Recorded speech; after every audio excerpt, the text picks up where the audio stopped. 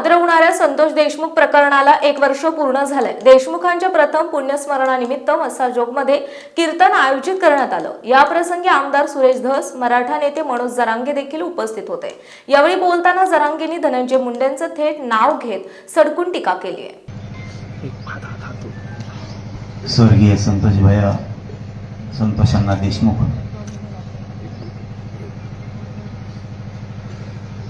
त्यांना आता आपल्यातून जाऊन 1 वर्ष झालंय।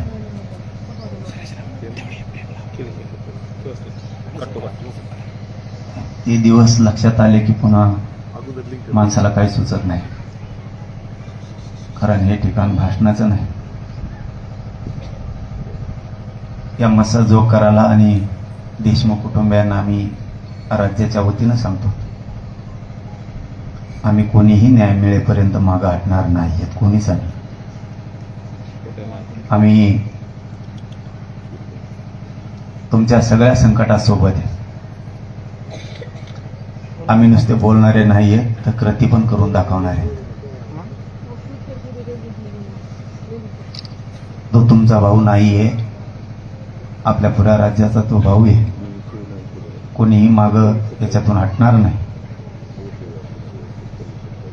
खूप वाईट झालं, कुटुंब उघड्यावरती पडलं। शेवटी ज्याला दुःख झालं त्यालाच दुःख कळतं। आम्ही मात्र धनंजय भैया तुम्हाला वेळोवेळी शब्द पण दिलेला आहे, आणि आजही इथं सगळे वारकरी संप्रदायापासून सगळेच राजकीय नेते सुद्धा आलेत। आपल्या संतोष अण्णांना सगळ्यांनी भाऊ मानले। तुम्हाला कोणत्या संकटात आम्ही अर्ध सोडणार नाहीये, कसलं पण येऊ दे। मोगा बोलताना धसांना म्हणले समोरचे काहीतरी डाव टाकू पाहत आहेत। अण्णा समोरचे म्हणायचंच नाही, सरळ नाव घ्यायचं, डाव टाकतोय फक्त दाणे।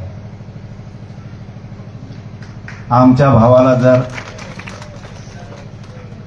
आमच्या संतोष भैयाला जर